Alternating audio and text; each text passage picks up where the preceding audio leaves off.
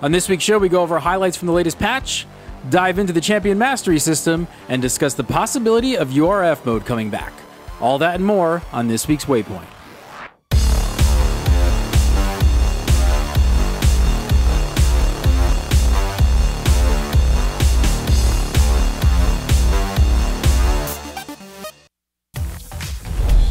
What's up, guys, and welcome to Waypoint, your weekly League of Legends recap. I'm your host, Gary Gannon. Riot released patch 5.5 late last week, and of course, everyone is talking about Bard. He's a hilarious champion to play with and against in solo queue, and I can't wait to see what he can do in competitive play. The LCS returns this week, but unfortunately, Bard is disabled, so we'll have to wait a little longer to see rotations like this one.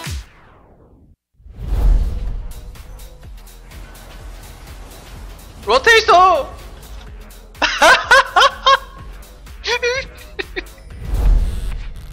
As we went over last week, turret rewards and turret shields received some major changes this patch. Definitely check out the last episode if you missed it for our in-depth analysis on those. I will say I think the changes are exactly what the game needed, and I think they'll be very noticeable in this first week back at the LCS. Another important 5.5 addition is the tank-focused Cinder Hulk Jungle Enchantment. This item not only gives tanky junglers a nice amount of health, it also increases their clear speed and bumps up their teamfight damage. Lisa, Nidalee, and Rek'Sai aren't going anywhere, but it might be time for champions like Zac, Nautilus, and Amumu to make a comeback. And right now, Sejuani, who has never been a top-tier jungler, has the highest win rate in the entire game. Other than that, also the much-needed buffs to Kassadin's ultimate are live. He's not exactly back to his old must-pick, must-ban just yet, but his win rate does seem to be steadily climbing. Lissandra's Q damage was toned down a bit, and that's going to be fairly noticeable because it's such a spammable ability. She's still top tier though. The amount of CC and initiation she brings is just nuts. Nautilus is losing a good amount of damage from his shield, but in exchange his AoE slow Riptide has got a ton of buffs. Biggest of which is going from a 10-second cooldown at all ranks to a 5-second cooldown at rank 5. Throw in an item like Frozen Heart that gives him CDR and mana, and you're looking at a very powerful, very spammable ability. Combine that with the new Cinder Hulk item, and you have one hell of a scary tank. Next up, Urgot buffs. The base shield on his W is going down, but it's getting an 8% mana ratio in return, which totally fits in with the classic Urgot build. That's an 8% mana ratio at rank 1, so it's a really nice one-point wonder as you skill for damage and build your mana items. His ultimate also got a cooldown buff, which I'm not going to complain about, but the shield change is definitely the big one. Finally, for tanky jungler buffs, Zac's W got a slight cooldown buff, and his leap's knockback has been buffed from a half second to 1 whole second.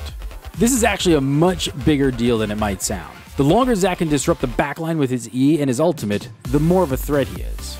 Again, he's a great champion to build Cinder Hulk on, and there's a good chance we're going to see a lot more of the big green blob. For a long time now, players have been asking a way to show off who their main champions are. If your name is Annie-Bot, there's probably a good chance you want to cover your entire client with as much Annie as possible and let your friends know that how much you love the champion. You know, if the name didn't already give it away. Enter the Champion Mastery system, which is live now on the PvE. The system will grade your performance in-game based on how well you do in the match and where you play the champion. From there, you'll start to earn points in that champion's mastery, leveling it up through 5 tiers. Each rank gives you a shiny crest for the champion, which ranks 4 and 5, offering a loading screen badge, custom emotes, and an announcement banner. Your 3 best champions will be displayed prominently on your profile page, as well as your total mastery score.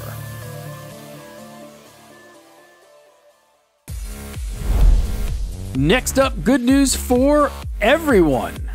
The much-loved Ultra Rapid Fire, aka URF mode, is coming back.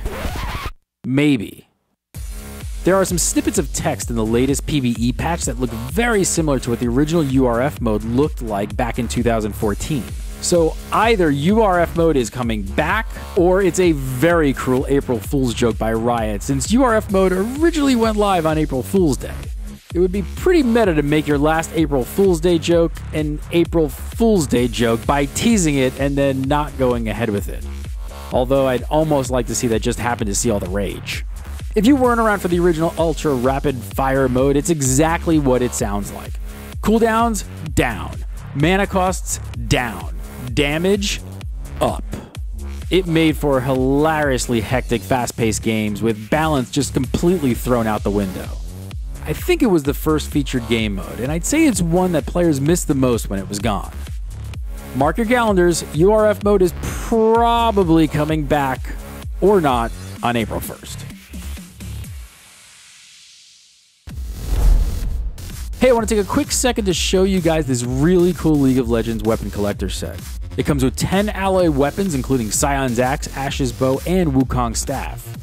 Each are about 2 to 3 inches in length and have a really good weight to them. You can get this set right now for less than 15 bucks just by going to gboffer.com/lolweaponset. By using that URL, you are directly helping support this show, so thank you. The URL again is gboffer.com/lolweaponset. That does it for this week's episode of Waypoint. For more video game news and content, head on over to GameBreaker.tv. Be sure to check back every week for the latest League of Legends news. If you enjoyed this video, please like it and share it on Facebook. We really do appreciate that. And if you want more League of Legends content, recaps, and updates, be sure to subscribe to our YouTube channel, LolNationTV. I'm Gary Gannon. You can follow me on Twitter @GaryGannon. Thank you so much for watching, and I'll see you guys at the next Waypoint.